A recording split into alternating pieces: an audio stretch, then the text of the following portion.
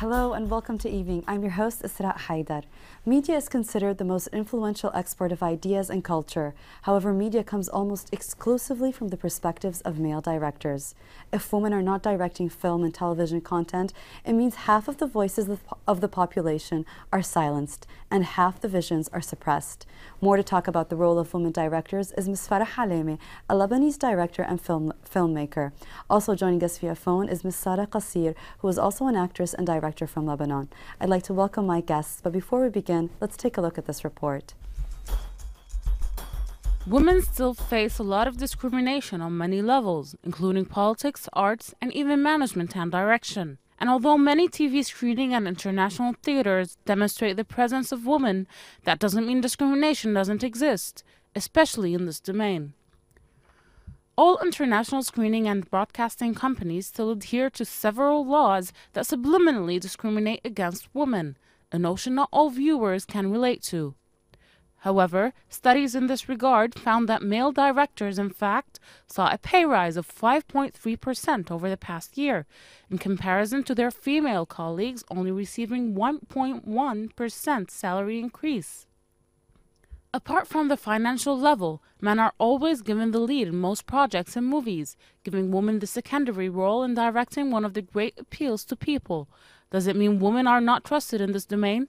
Nevertheless, women can actually prove to be very successful to present a new idea or vision through big screens or local ones, whether in documentaries or entertaining movies or even theatrical plays. Is it true that women won't have as much talent and expertise to come up with something almost as good as what the men produce? When will women be regarded with some respect in the direction field as men, whether on the financial or professional levels? I'd like to welcome our guests once again. Welcome, Ms. Alameh. Hello, thank you so much. Ms. Alameh, why is it important that we have women directors and women producing content for TVs and movies? Well, actually, to answer your question, I think we should start by differentiating women's cinema, which is feminist cinema. It's cinema done by women and for women, covering all areas of women's interests, and the directors and producers that are women. Okay, and some very acclaimed directors try to just limit themselves, out of the feminist list because, I mean, for ideological controversy or even for marginalization, because they don't want to be, considered feminists. When you're sick and you go to a doctor and he gives you a diagnosis and then you think, okay, I might need a second opinion. Women in cinema are the second opinion. They have a different way of looking at things. They are sensitive. They have, a sense of detail that's different. So I think films that are done by women have more empathy, and they just tend to portray anything that you're talking about. I mean, love, violence, anything in a different way. So if we take the same movie that was created by a man or a male figure and we give it to a female figure, you believe that it will be displayed, or the outcome of this movie is going to be different? 100%. And is it going to be better or worse? Because even if it does have more emotions, does that mean that it's better? Not really, but I think it's just a different perspective of seeing things, and it's enriching. It's just looking at things from a woman's perspective or a woman's point of view is always a plus. That's the only difference in my opinion. And if saying that one is better than the other is discriminating for the other part as well. So I wouldn't go into a judgment of that sort. Okay, but currently the media industry right now, specifically the TV and movie industry, it is dominated by male figures. What are the difficulties that prevent females from becoming directors, from deciding to take the step that we want to create content of our own, content that has this different perspective which you talked about? Actually, not only in cinema, but I mean, it is a man's world, whether we want it or not. And I think women have done a lot of efforts to just step up and be on that scene. The difficulties are many, and I think most women think the same. When you want to become a director, it takes a lot of discipline, and it's a career also. So I think the first thing that pops out is having a family. How much will you be dedicated to your family, to your children later on? We're talking about many hours on set. Creation is very hard. Art is very hard in general. So being a director is just being the boss on the set and being committed 100%. The idea of being a boss, is it accepted among co-workers, that a female figure is acting as a boss on the scene and she's giving orders. From your experience, have you faced this difficulty of people not taking you seriously simply because you're a female? Yes, definitely. I mean, at first, I think one of the major things you have to do is work on your attitude when you're on set, because women are known to be very diplomatic and they know how to talk their way through. So especially that most technicians are used to working with men and they don't know how to take orders from a woman, so you just have to know how to talk to them. It takes a lot, actually, a lot of effort, a personal effort, to know how to be the boss and be up to that stand, because it's hard. I mean, you're just holding all this project together and it says your full responsibility. And when we're looking at the media industry, we notice that discrimination exists just like any other industry, but it's more. Especially in women directors, and the statistics which we're going to look at in a few minutes are scary because the numbers are very low for when it comes to women directors. So why is it that there's more discrimination in this field, in this industry, than in any other field when it comes to women? I might not totally agree. I'll tell you why. Well, honestly, from my personal experience and from, if we look back at the history of cinema, you would see, for example, that one of the first narrative film, the first feature narrative film was done by a woman in 1896, and that's like the right after cinema was born. So women were there all along. I think they just stepped out of the scene because when Hollywood standardized the movie making industry, you know, women who tend to have unconventional ways of doing film found themselves like marginalized and didn't find a space to express what they wanted to talk about. Before you complete, I want to understand the idea of how Hollywood standardized this whole process, because it might not be clear to our viewers. What did Hollywood do to the cinema industry and how did it change it for women specifically? Well, in the 1920s, actually, banks were the main investors in Hollywood, and they standardized the films by creating, you know, a code for these films. We were talking about blockbuster films now. We talk about, you know, certain themes that had to figure in these films. So women were like really marginalized because they did not find anything to talk about. They found that the job they had to do as directors was just executing, you know, a screenplay or whatever. The only person who stood there was Dorothy Worsner, who was the only one, actually, the only woman who smuggled in some feminist elements into these films. But she was the only one, and that's it. I mean, this was the beginning, if you want, of women. Of how women started in cinema. Yes. We're going to talk more about how they started, how they disappeared from cinema. But before we do that, with us over the phone is Mrs. Sara Kassir, who is a Lebanese actress, film director, and she's also a storyteller. Welcome, Mrs. Kassir. Assalamu alaikum. Walaikum salam. Mrs. Kassir, before we begin, if you could just give us a little background about yourself and some of the achievements that you've accomplished for a young woman such as yourself. I'm Sara Kassir. I'm a Lebanese filmmaker and director, and also I'm an actress and what we call in Arabic hakawati, a storyteller. The storyteller from popular stories. I'm wearing a hijab, and I studied theater and acting while I was wearing hijab. I face many difficulties because I'm a woman and because I'm wearing hijab. According to filmmaking or directing, I won many awards. Some of them was the festival Al Jazeera, International Festival Award. Yes, it was in 2011. It was the first film in documentary short films. Also another award from Iran festivals and Lebanese festivals. Mrs. Kassir, you talked about the difficulties that you face not only as a woman but also as a veiled woman. Could you explain a little bit more this idea? You know, especially in Lebanon, maybe Ms. Farah also know these things in Lebanon. You know, we are so much divided and a lot of parties, and that's why they look to the woman who's wearing hijab as she's maybe have a retardation in everything, and she can't do anything, or she cannot create, or she cannot make something distinguished. That's why I have two conflicts, and I have two wars in my society. One against the others who think that because I am wearing hijab, I can do something creative, and other against who look to the woman as As a lower, as a second-class citizen. Yes, I'm searching for the word. She's the lower, or second level in the society. And do you believe that there's a role that women should play in order to fight this? And why do you believe that women are afraid to go into such industries and to become women directors? If you ask a young girl who's in a school right now, what do you want to be? Being a woman director is not on her list. Why is this? I didn't hear your question totally, but what I understand about it,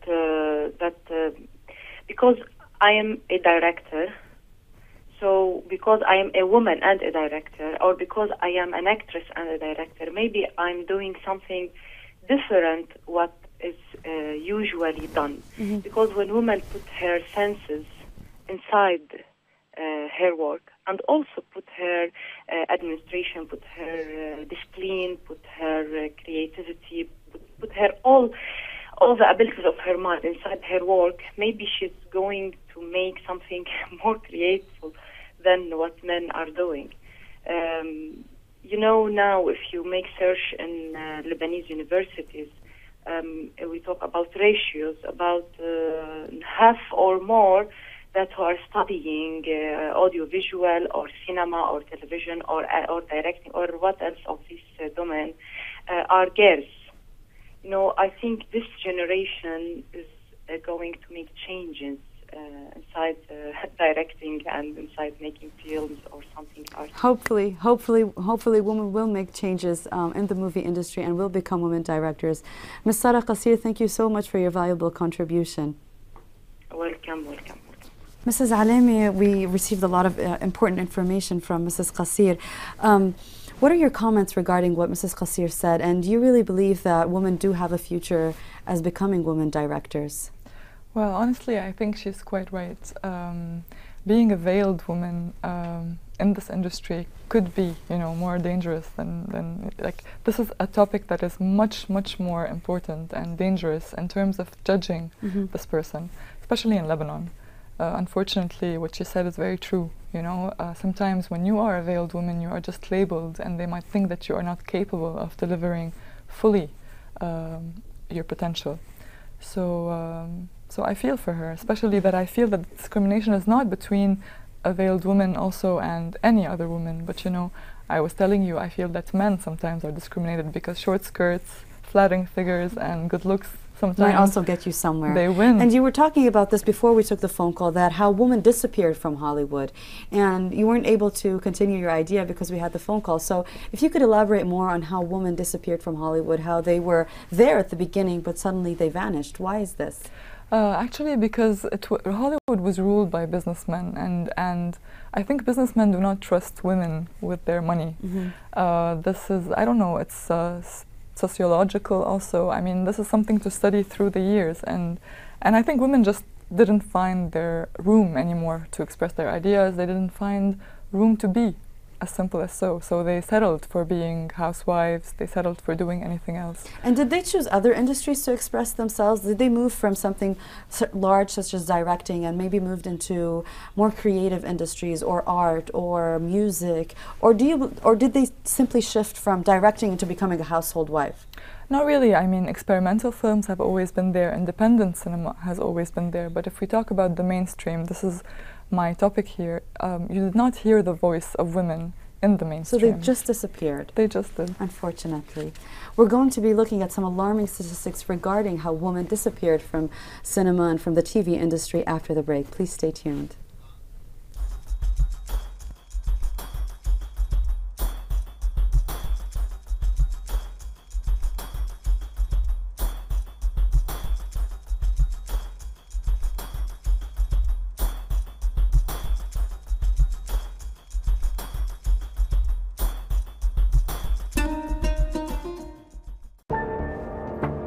Pollution and climate change, medicine manipulation, genetically modified food, the destruction of wildlife, and corporate exploitation.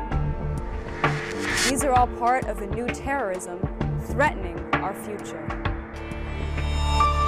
Eco-terrorism, global awakening to a world under threat.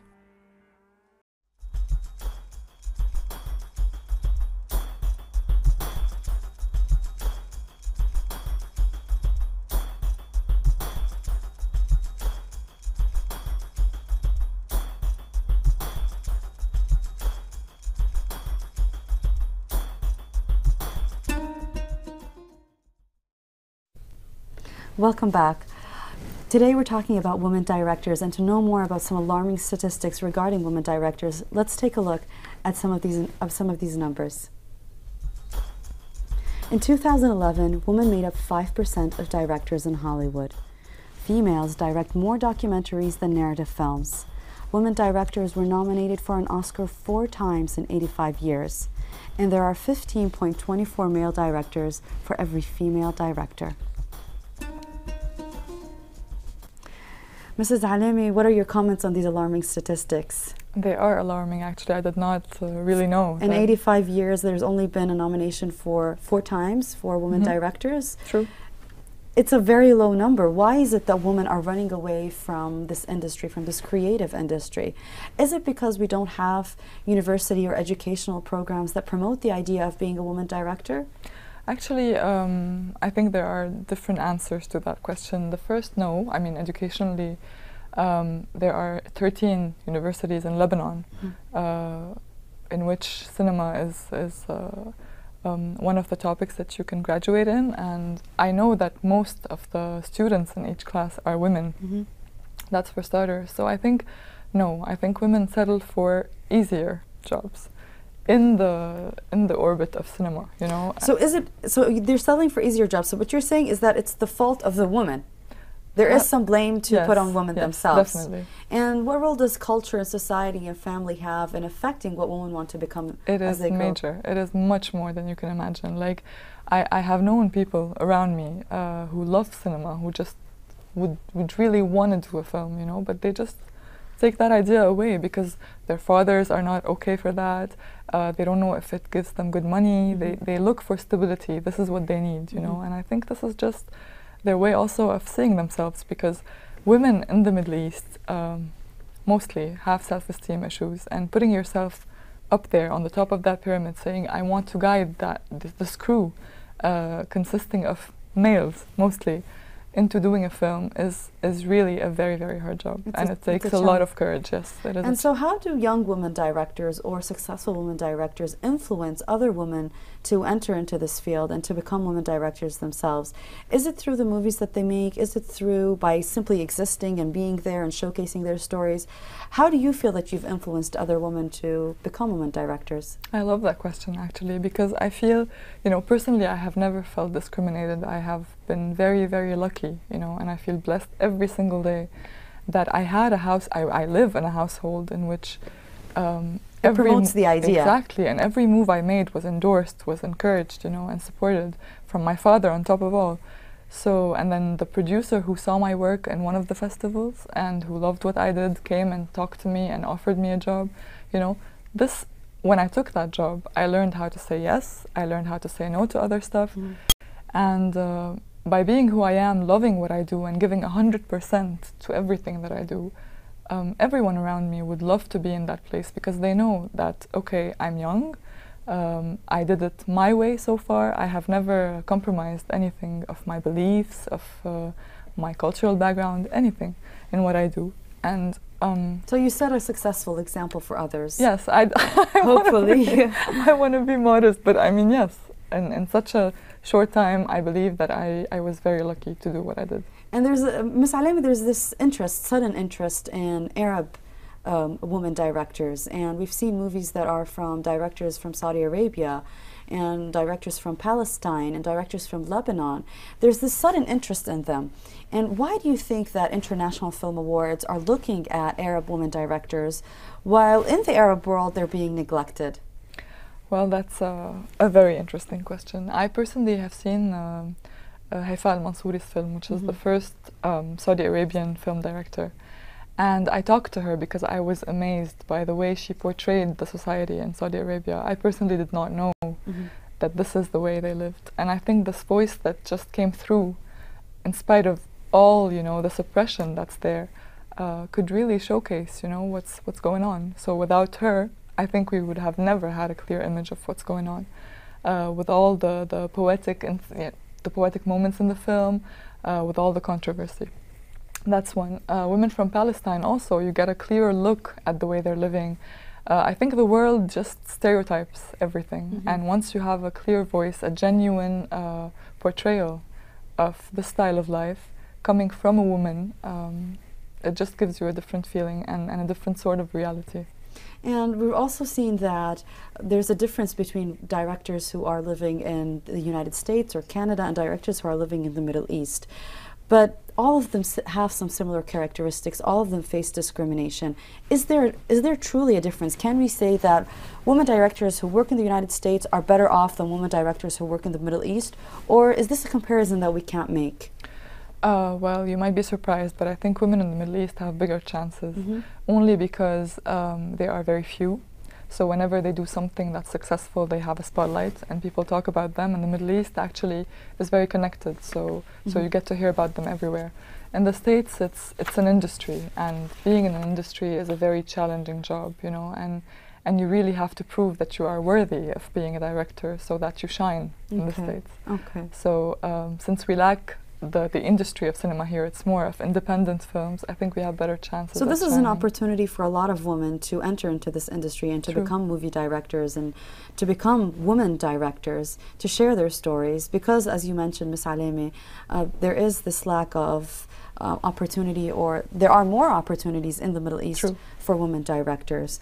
Are there any alliances, are there any groups or lobbies for directors in general, and are there any specific groups for women directors, you know, like support groups or organizations that can promote the idea of becoming a woman director?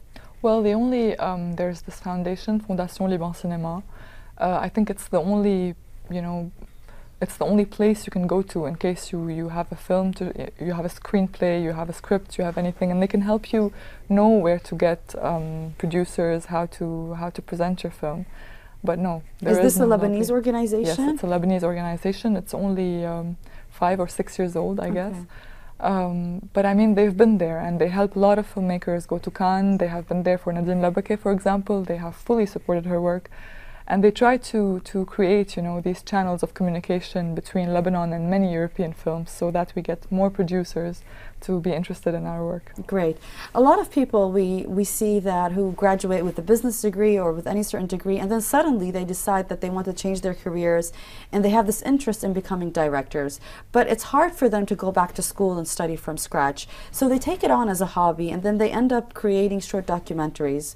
Can such individuals succeed, especially women? Can these women succeed in becoming directors even though they didn't have the educational background?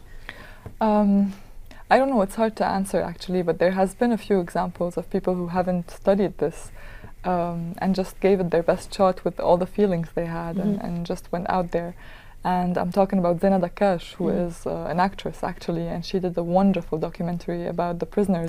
Women prisoners. And she won the first prize in Dubai Film Festival. So she just did it with all her heart, you know, and I think sometimes it takes that beginner's luck and a lot of determination to do this. But technically, of course, you have to be technically equipped to know how to lead bigger projects. So it's not only about holding a camera and moving from one place to another and having a group of friends working with you. It's much more beyond that. At all, actually. It's all about a visual impression that you need to make, and knowing the tools of it always makes it easier. Definitely. And going back to the idea of having a supportive environment, do you think that there needs to be more awareness about the important role of women directors? If we were telling people we need to have women directors to tell the stories of women, to tell the stories from a different perspective, because most people see it, as you mentioned before, as a job that doesn't make a lot of money, that takes a lot of time. So how can we raise awareness as filmmakers and as people in the arts industry about the importance of having directors as female figures? Well, you know, schools started actually doing that, and I've been invited a couple of times to explain what cinema is, what women directors do, because I believe many don't really know. And I think we should mention that also in the show, because it might not be clear to a lot of viewers. What do women directors do? What do women directors do? Wow. First of all, I mean, what I do. Filmmaking is different than directing. Directing is when you offer me a story and I create, you know, the storyline. I tell you how it's going to be told. Okay. And we shoot that according to my vision of it, you know. Being an author and director, or filmmaker at the same time, means that I write with the story and I have to direct it myself. I have to direct a group of people, a whole crew, from the cameramen to the designers to everyone, you know. I have to give them this vision and make sure that everything goes the way I see it and everyone applies this vision correctly. It's a very long-term job, you know, because for every film I think there's 2 years or 3 years of preparation and shooting, so it's really a lot of hard work. So basically that's it for what I do. But so you raise awareness by telling people what it is that you do. This gives them a clear idea, a clear picture of what is the role of a woman director, or what is the role of a director in general. True. Because there is a misconception about yes, that. Sometimes they don't know how big of a job it is. You know, what are the responsibilities, what's the real job description, you know. And so what other ideas, what other thoughts do you try to convey when you're raising awareness about the importance of being women directors? Well, it's that simply, you know, when you're a woman director, you look at things differently, and sometimes the subjects you talk about, you know them more, especially if you talk about women, without having to go and be feminist all the way, you know. We're talking about sexuality, abortion, you know, mothers who have lost children. Sometimes the empathy is different, and women open up to women easily, also, in documentaries especially. So I think it's a win-win situation if a woman director is up there and doing something she loves and talking about something that interests society in general, you will get a much better product than when a man is doing it. And what about when you showcase your work, when people see your work, and because it's actually the product that you're selling, does that really create a difference for them? Does that make them see you in a different way after they've watched your work versus just talking to you and understanding your point of view? Definitely. Definitely. I think there's a lack of trust in women. I don't know where it comes from, but I think it's just historical, you know. When it comes to women, people have harder time trusting them, so they need to see your work, and I think you need to have a double effort, you know, whenever you showcase your work, so that people truly appreciate it. And while working on a project, do you have this idea or this mentality that I'm a woman, I need to focus on portraying the idea of a woman, or do you simply do your job as a director? I really simply do my job as a director. Sometimes, you know, I'm not really pro films who are very much about women. I think they should exist, but I'm not that kind of person. I love men. I love that they are different in the way they see things. And you believe that we need to have both perspectives on the table? Truly, because they are enriching. I mean, both points of views can enrich everything you see around you. And cinema, for us and for the viewers, is always a place where you just dream, a place where you see things differently. This is what it's there for. Excellent. After the break, we're going to be talking about what needs to be done in order to improve the status of women directors in the Middle East and worldwide. Please stay tuned.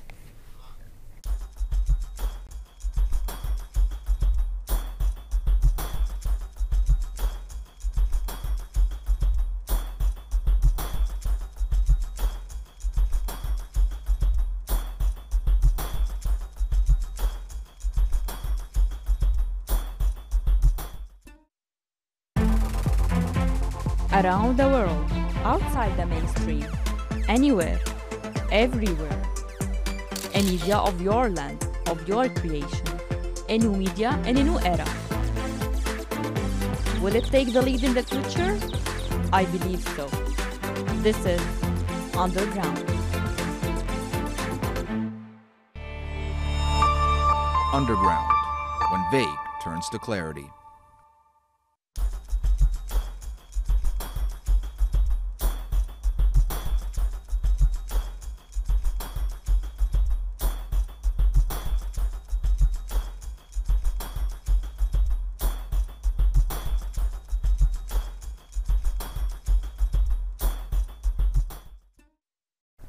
Welcome back. Welcome, Mrs. Alameh. Thank you. As a Lebanese filmmaker and director, I'm sure you face a lot of difficulties. Have these difficulties been the same worldwide, or do you believe that in Lebanon there are more difficulties than working abroad? Because before the break you were telling me that you worked in Paris, you worked in Algeria. So do you face the same difficulties wherever you go, or is it different from country to country?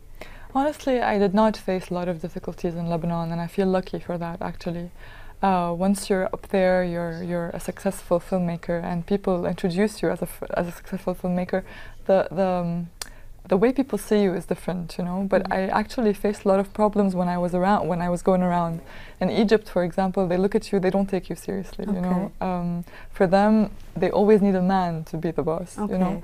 In Algeria, the same thing. In Paris, it wasn't like that. I mean, it depends also, it totally depends on the culture. So do you have any advice or tips that women directors need to take in order to man up, in order to take that leading position and to say, I am capable, I can make this movie, I do have the ability? What are some of the tactics or strategies that you've used throughout the years? Well, you know, I simply tried to prove myself through my work. I did not try to man up at all. You know, I stayed true to who I am, you know, being looking very feminine, being very elegant, talking to people, you know, the way they need to be talked to. Like whenever you go out there, you reach out for the people you're going to work with and you tell them who you are and you just put the plan of work, you know, and they just... And did you realize that it takes time to gain this trust? It takes more time than a man to gain trust from the people around you? Definitely. Definitely, even from your colleagues, even from people who were with you in university. You know, sometimes... When you're in that leader position, they see you differently. Yes, they definitely see you differently, and you really have to step up to the plate. Otherwise, trust me, they can do the work, you know. Cinema is all about teamwork, and this team, when you choose your team and you know they're going to do their work perfectly, it's really critical how you just stay there and stay on top of it and motivate them and make them feel that, you know what, you're doing the right thing, but still I am on top of that pyramid. Okay, excellent. And you mentioned earlier that you kept your feminine look, you remained who you are. We noticed that a lot of women, when they do enter into becoming women directors and they enter into this field, suddenly their form, their shape, their hair, the way they look is totally transformed to fit into this industry. Do you agree with such ideas? Do you think that women need to change who they are in order to become more acceptable? You know, this is one thing, this is what I hate the most, is that you have to compromise to be who you are and to compromise to prove that you are talented. Once you're talented, go and see all the women directors in the world who have won Oscars, who have really made it out there. They are who they are, they didn't need to be anyone else. And I think once you start being someone else, you're losing your true, genuine feel. And you're losing yourself. And the quality of work is definitely much less. I'm glad you mentioned the Oscars and you mentioned awards, and we've seen that women have not gained a lot of awards, especially in the Oscars, especially in international film awards. Why are women so far behind when it comes to recognition? Is there any specific reason? Is it because their work is not good enough? Why are they still in the back seats of the movie making industry? Well, we go back to talking about the mainstream, actually. When Catherine Bigelow won her Oscar, I don't think it was out of merit, honestly, but I think it was out of an agenda that the Oscars have every year for the subjects that are being presented. At the time, it was homosexuality, it was in. The year before, it was about African-American actors and directors.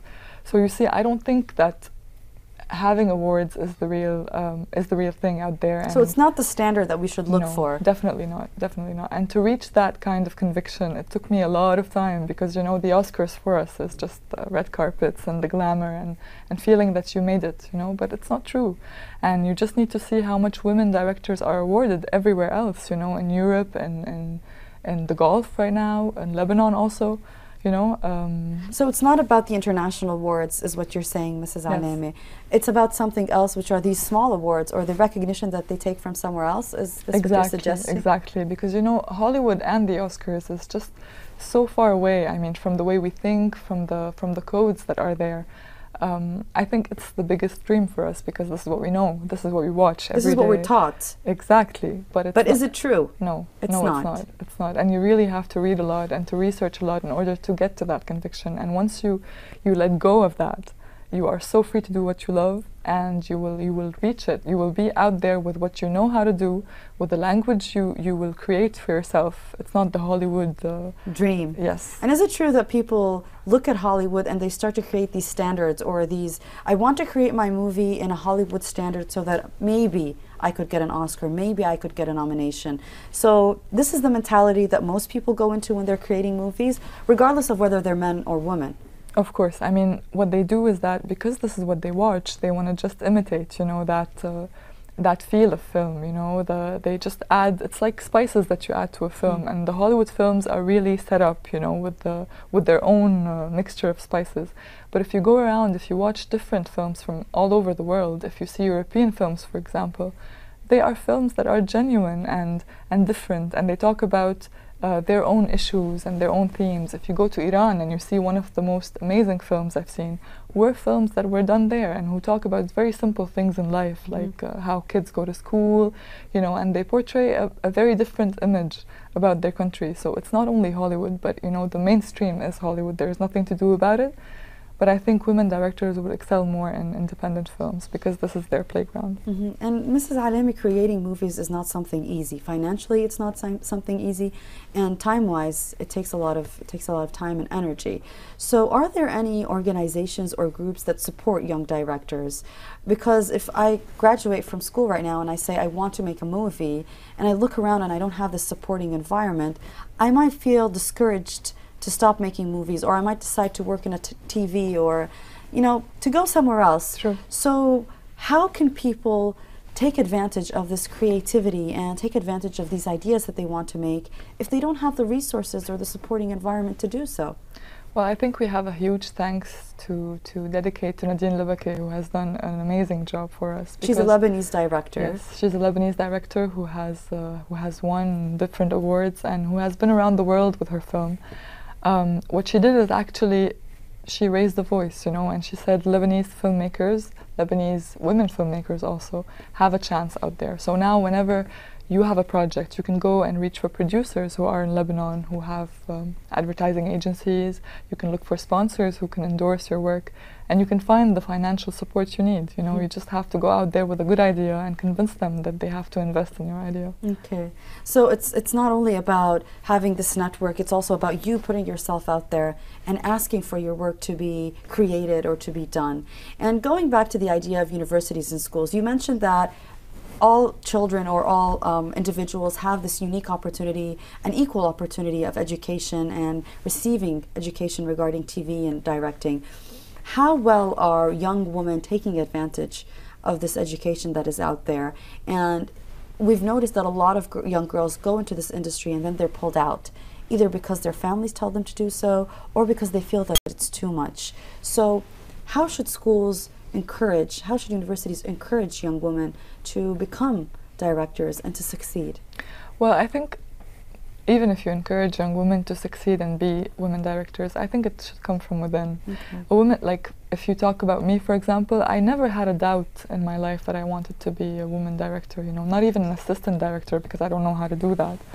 This is what I wanted more than anything. If you go and see somebody who has this passion to do it, they will do it no matter what. But I think today, if you are oriented towards directing films and you don't like it, or you think it's too hard for you and you would rather settle for a 9-to-5 job, you know, in televisions and anything, women look for stability. This is their nature, and I totally understand that. That's why when a woman decides to be a director, it's a really, really tough decision to make. And if they go on sets, if they really experience what it's about, this is how they will make a clearer choice of what they need to be. And there has also been this idea of creating short movies or short films, and we've seen a lot of student festivals. How important are these student festivals that showcase the work of their young students? Oh, well, I personally, I mean... You participated in such festivals, I right? did, and I owe a lot to the first producer, actually, who saw my work, was in a festival. It was an NDU Film Festival in 2009, and my film won. And this was, you know, my business card. My film, this is everything I had. I had worked really hard to do this graduation film, and it was the beginning of a very fruitful career with this producer. When he saw my work there, he called me and he wanted to work with me. Okay. He did not know my work before that, you know. So I think now more and more festivals are establishing a platform of contact between producers and young filmmakers, and we have a lot of flourishing talents, and it makes me very, very happy. What about the audience? How much does the audience learn when they go to such festivals? The idea of movie festivals and film festivals is not very common, especially in the Middle East. It's something that's popping up, it's something that's new. So how important is this connection between the director and between the audience itself in creating this relationship and in building this idea of the importance of movies, the importance of having media content that really speaks true stories of true people? Well, you know what's sad is that we do short films as graduation films, and in Lebanon we don't have the culture of short films. In Paris, for example, before every screening of a Hollywood film, you have a short film done by a French filmmaker. So while you're sitting in the movies, Yes. waiting for the big screen movie, Yes. there's the small movie, short movie that you get to Yes, watch. Exactly. In every single theater. In every single theater, you know, and this saddens me because there are just so many. to promote the idea, Yes, and just to promote- encourage True. True. directors. True. So you know, so there, like, it saddens me only because there are so many beautiful short films that have been made through the years that did not see any, you know, Did not see the light. no, unfortunately, you know. But this work, if you get to see the work of every director in their short film, you know, it just sums up, if you want, their ideas, how they used to be when they were in their 20s, you know. It's very important. And every huge filmmaker, you know, every renowned filmmaker has done a short film at the beginning of his career. Now, Ms. Alameh, as a filmmaker, as a director, what role does the government, what role does the Ministry of Culture, the Ministry of Arts have in promoting your ideas and promoting these short movies or long movies or documentaries that you've created? Because I'm sure that in France, for this decision to be made that before every long movie or big screen movie there's a short movie, some legal aspect or some ministry had to make this decision. What is the case in Lebanon or in the Middle East? Are there ministries, are there organizations, are there government officials who support the work of young directors, especially women directors? I wish. No. That's a dream that we all hope for. No. The answer is no. I wish there was like more support, you know, on a national level. I think now we are like all witnessing the booming, you know, of the cinema industry in Lebanon, and I'm happy.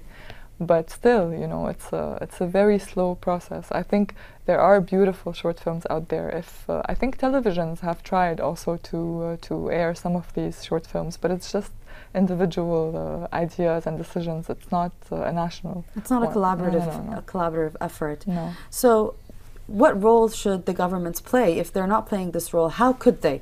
If we wanted to go up to the government and tell them, we have these beautiful films, we believe that they contribute financially to our economy, they contribute in terms of education and creating jobs, how should the government support them? Should they create theaters? Should they create outlets? What should they do? Well, theaters are out there. I mean, there are independent theaters and also mainstream theaters. But if they just create one law, for example, that can that really supports the projection of a short film before every film, just like in France. I mean, we took so much from the French, but we forgot this take the one. good things as well. Yes, yes. I mean, filmmakers in Lebanon deserve that, and they are talented, you know, they are very talented people, and I think it's one of the reasons that would make them stay in this country and just feel that they have, you know, some kind of hope for the future. But are the Lebanese filmmakers staying in this country? Not even Lebanese filmmakers.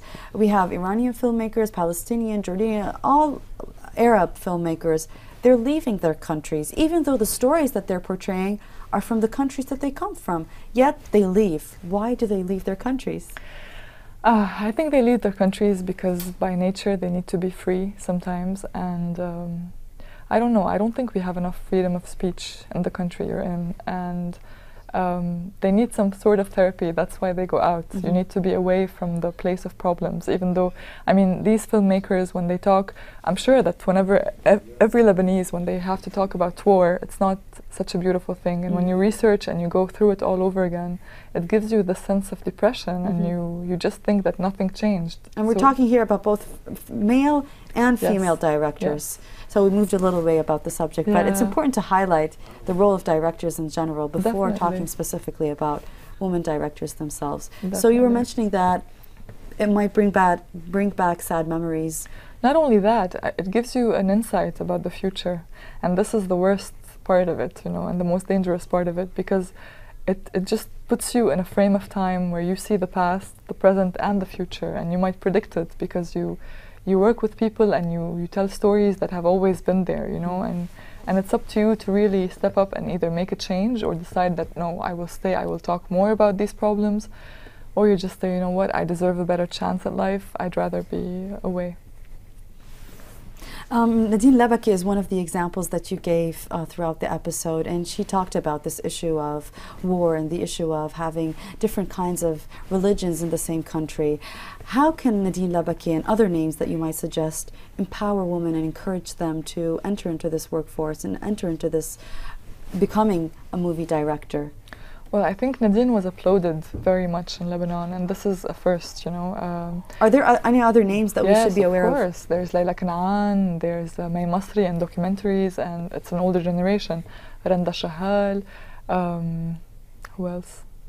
I'm sure there are a lot. There are a lot, like really a lot, and you know, but in every field. And I think what Nadine did is have this major adventure of doing this first feature film that's been done with non-professional actors. You know, it was an experience. This is what she said, and I think she was very lucky in that sense, because this experience turned out to be the beginning of a very, very beautiful career. Mm-hmm. And what she did empowered women automatically without her having to do anything else. She did not have to do an effort for that. But so her success by itself was an empowerment tool. Definitely, because for the first time in ages, we have seen on the cover of every magazine a beautiful, talented, educated woman that sets an example. Excellent. What role do men have in promoting the idea that a woman can be a successful director? Do they even allow women to become successful directors? And there are good men, we can't deny that. There are good men who are producers and directors and co-workers. So what role do they play in supporting these women? I think, let's start with the man who is the partner of that woman. I think that men have a major part, because they, with their support, I mean with their moral support, she can reach very, very far. In the industry, I think men feel a bit intimidated by having women, you know, competing with them. But what roles might they have? I don't know, just accepting women as they are, you know. We see that many famous directors have women as their assistant directors. Mm-hmm. I have watched a film about Alfred Hitchcock, who is one of the biggest names in Hollywood, and at some point he was sick, so his wife took over, and she was the one who directed the whole film, and this is something that no one knew. Mm-hmm. And the film was Vertigo, and it's one of the most classical films. And it was directed by his wife. Wow. Fully, you know, wow. And she was the one who came on set, she was the one who did everything for him. Ms. Alameh, so this woman directed Vertigo, but yet there was no recognition of what she did, or did she receive recognition? She received a huge recognition from her husband first, from Alfred Hitchcock himself, and later on, I mean, this film was made also for her, and it was a sort of recognition to everything she did, because she has been with him like a pillar in his work. Mm-hmm. And he was a very anxious man. He had lots of ups and downs. So she did receive the recognition that she received, that she deserved. Ms. Alameh, what are your final recommendations? We're coming to an end to our episode, and what final recommendations do you have for women who aspire to become directors? And if you have any closing remarks that you'd like to give. Well, I just believe that any woman out there who believes she has it, she has the talent it takes and the patience, the stamina, the discipline, go for it. Just follow your heart, because there will be no day that you'll regret being in that place. Because as Hitchcock said, since we're talking about him, filmmaking makes you have the chance of living different lives and be in different personalities, do everything you love. So if it's your passion, just go for it. Ms. Farah Alameh, a Lebanese filmmaker and director, I'd like to thank you so much for this wonderful episode. Thank you for this wonderful interview. Ending discrimination against women directors is vital to establishing a society of equality and diversity and of perspective. And it is of paramount importance that the film and television content that we export represent both male and female perspectives equally. Thanks for tuning in this week, and I hope to see you next week. Take care.